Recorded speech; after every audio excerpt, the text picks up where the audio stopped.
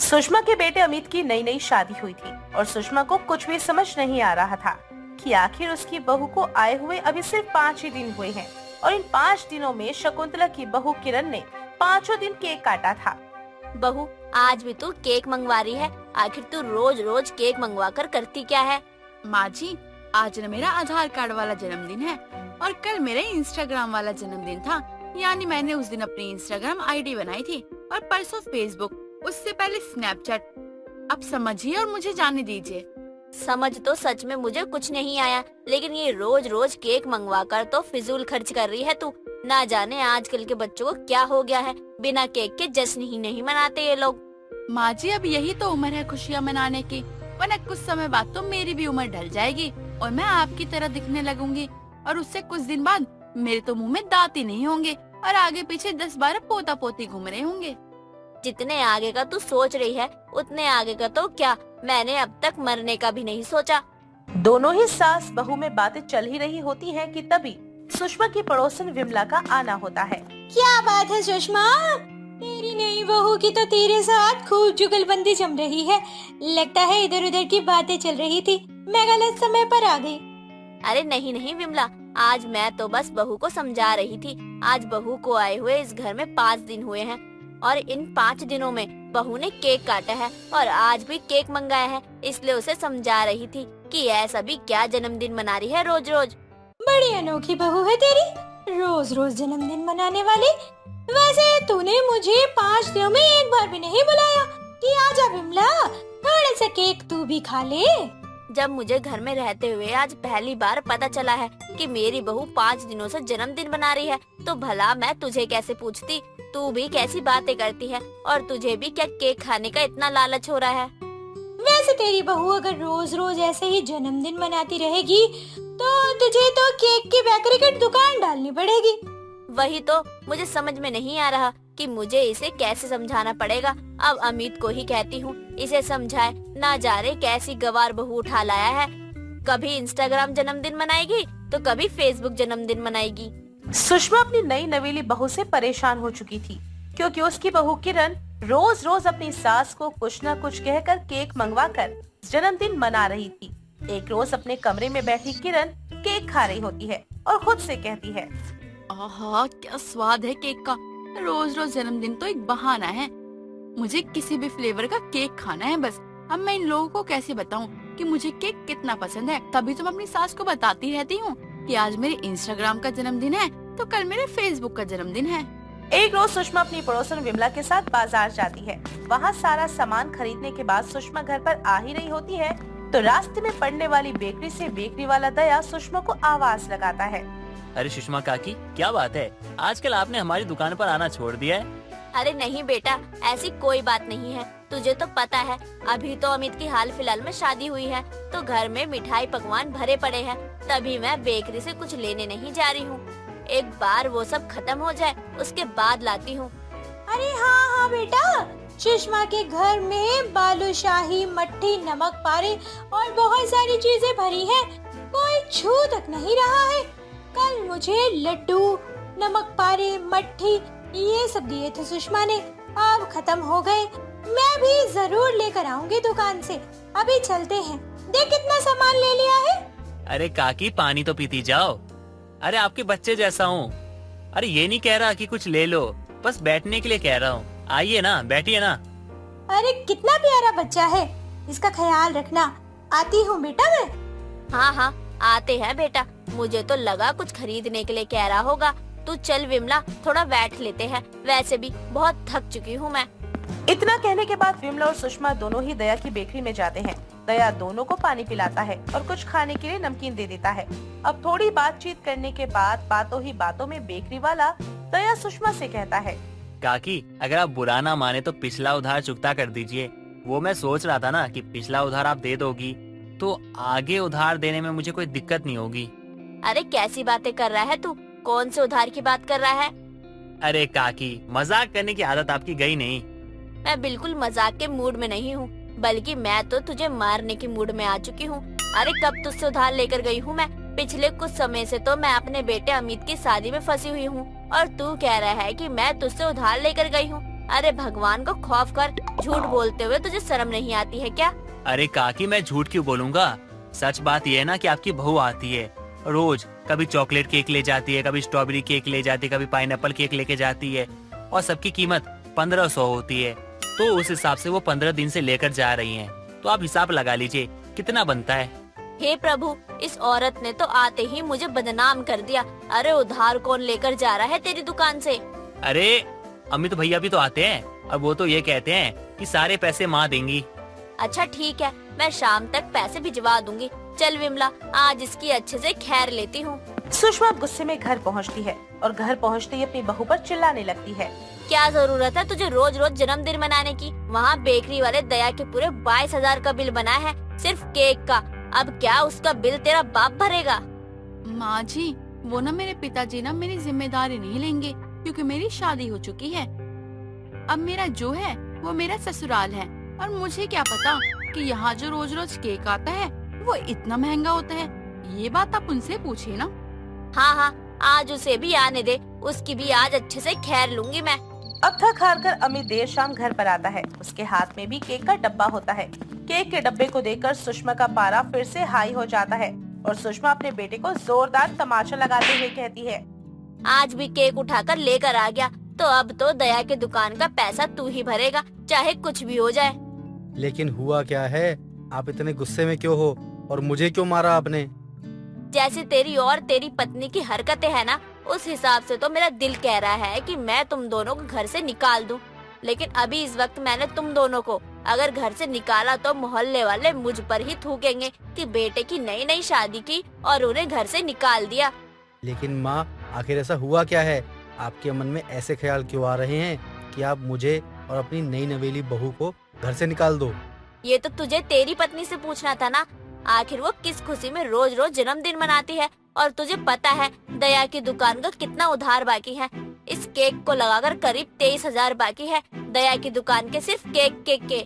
अमित इतना सुनता है कि तभी उसके हाथ से केक का डब्बा नीचे गिर जाता है और अमित अपनी पत्नी की तरफ देखता हुआ उससे कहता है, अब तुम यह पैसे खुद को बेच कर दो या खुद का मंगलसूत्र बेच कर दो, मुझे मतलब नहीं है। माँ आपको जितनी मर्जी गाली देनी है इसे दीजिए, मुझे मत दीजिए। उसे तो मैं बाद में देख लूंगी, लेकिन अभी तुझे इसका साथ देने के लिए मुजरिम तो करार करना ही होगा। घर पर कलेश होता देखकर किरण रोने लगती है और सच सच बता देती है कि आखिर वो रोज रोज जन्मदिन क्यों मना रही थी। हालांकि आज उसका असली जन्मदिन था, लेकिन केक तो गिरकर बेकार हो चुका था। मुझे ना स्ट्रॉबेरी और पाइनएप्पल और चॉकलेट केक बहुत पसंद है, इसलिए मैं किसी भी बहाने से रोज ना रोज केक मंगवा ही लेती हूँ और खा लेती हूँ। लेकिन मुझे क्या पता था कि ये केक इतने महंगे हैं और उसका इतना बिल आ जाएगा। मुझे माफ कर दो, आज के बाद मैं कभी भी ऐसा नहीं करूँगी और ना ही मैं केक की तरफ देखूंगी। देर आए दुरुस्त आए। अगर इस घर में आज के बाद से केक आ गया और किसी ने भी जन्मदिन का नाम लिया तो उसे मैं घर से निकाल दूंगी। सुषमा जैसे तैसे केक के पैसे तो दे देती है, लेकिन वो उस बात से खुश थी कि बहू का रोज रोज का झंझट अब खत्म होने वाला था। और उस दिन के बाद से सुषमा के घर में सचमुच में कोई जन्मदिन का नाम नहीं लेता। गोपाल अपनी पत्नी गीता और बेटी राधा के साथ मधुपुर गांव में रहता था। गोपाल एक गरीब किसान था जो कि जमींदारों के खेतों में काम करके अपने घर का खर्चा चलाता। एक दिन गोपाल शाम को बाजार से सब्जियां लेकर घर पहुंचता है तो देखता है कि उसकी पत्नी गीता आंगन में पड़ी चारपाई पर बुखार से तड़प रही थी। तभी गोपाल सब्जियों को आंगन में फेंक कर उसके पास जाता है और गीता के सर पर हाथ रखता है। क्या हुआ गीता, तुम ऐसे तड़प क्यों रही हो? तुम्हारा बदन तो पूरा बुखार से जल रहा है। तुम्हें दवा से आराम नहीं हुआ क्या? नहीं जी, मुझे यहाँ की दवाइयों से कोई फायदा नहीं हो रहा है। लगता है अब मैं नहीं बचूंगी। मेरा समय आ गया है। अब मुझसे ये रोज रोज का दर्द बर्दाश्त नहीं होता। इससे अच्छा है कि मुझे मौत आ जाए। कम से कम आप लोगों को तो सुकून की रोटी खाने को मिलेगी। माँ, आप ऐसे क्यों बोल रही हो? हम लोग हैं ना आपके साथ, आपको कुछ नहीं होगा। आप चिंता मत करिए। अगर आपका इलाज यहाँ नहीं हो रहा तो हम आपको शहर लेकर जाएंगे।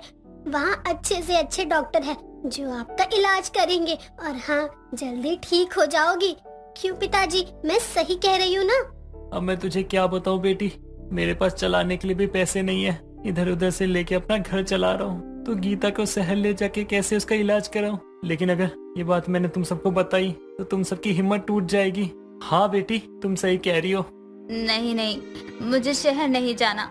शहर जाने में बहुत खर्चा आएगा। हम गरीब के पास इतना पैसा कहाँ से आएगा जो हम शहर जाकर इलाज करवाएं।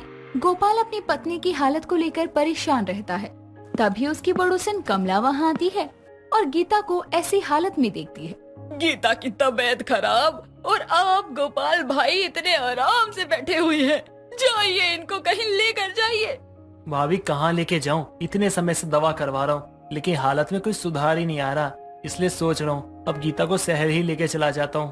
अरे भैया, अब जब ले जाना होगा तभी ले जाना, लेकिन अभी तो गांव के अस्पताल में ही ले जाओ।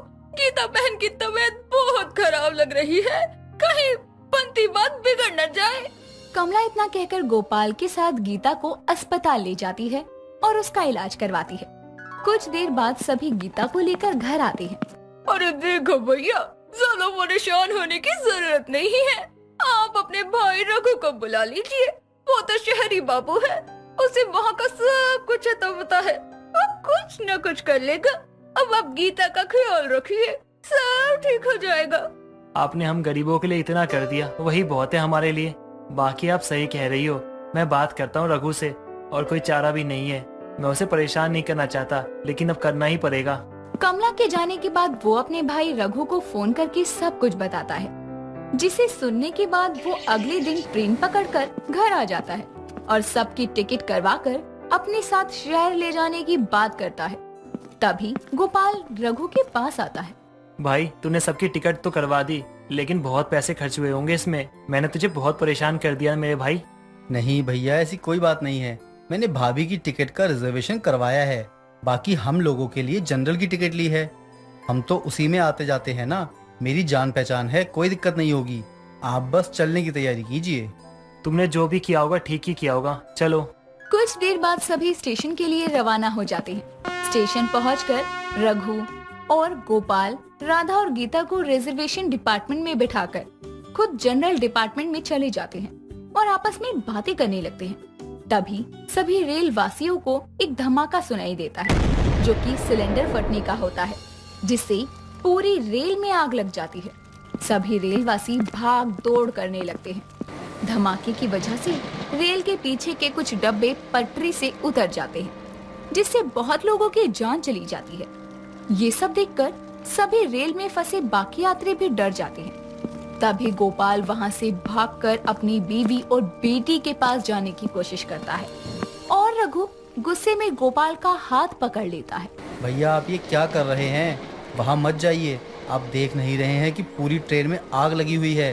अगर अपनी कैबिन का दरवाजा खोला तो ये आग अंदर आ जाएगी और आपके साथ साथ बहुत बेकसूर लोग भी मारे जाएंगे।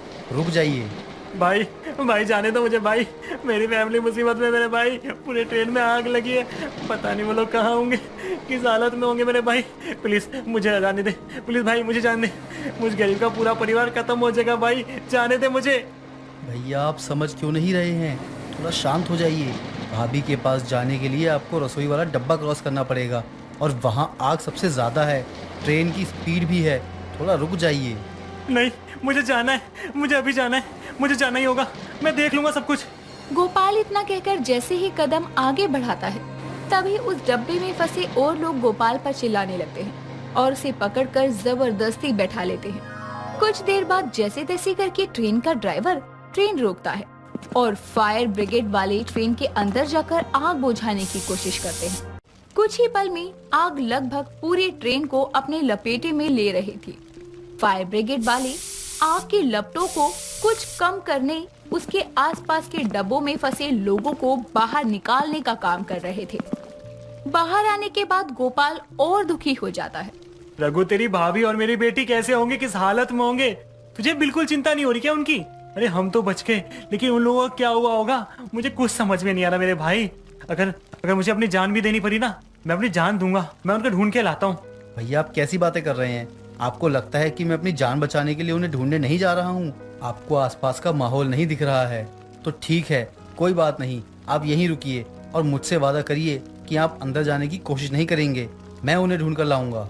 भाई भाई तुम सच कह रहे हो ना? मेरी बेटी और मेरी पत्नी को कुछ नहीं होगा ना? नहीं भैया, कुछ नहीं होगा उनको, मैं लेकर आऊंगा, बस आप कहीं नहीं जाइएगा। रघु इतना कहकर सबकी नजरों से बचकर अपनी भाभी और बेटी के डिपार्टमेंट में जाता है तो देखता है कि आग की लपटें उनके पूरे डब्बे में धीरे धीरे फैल रही थी और उनसे बचने के लिए दोनों सीट के नीचे छुपी हुई थी। रघु उनके पास जाता है जिसे देखकर दोनों जोर जोर से रोने लगती हैं। तभी गीता रघु से, अच्छा हुआ भैया आप यहाँ आ गए।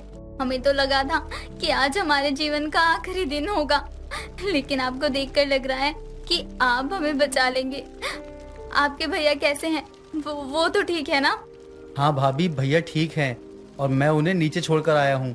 वो ट्रेन से उतर गए हैं। आप जल्दी चलिए, ये आग और फैलती जा रही है। हाँ भैया चलिए, जल्दी चलिए। जहाँ एक तरफ रघु जैसे तैसे करके अपनी भाभी और बेटी को बचाकर ट्रेन से बाहर लाने की कोशिश कर रहा था, वहीं दूसरी तरफ गोपाल बाहर लोगों की लाशों को और ट्रेन की तरफ बढ़ती आग को देखकर परेशान था।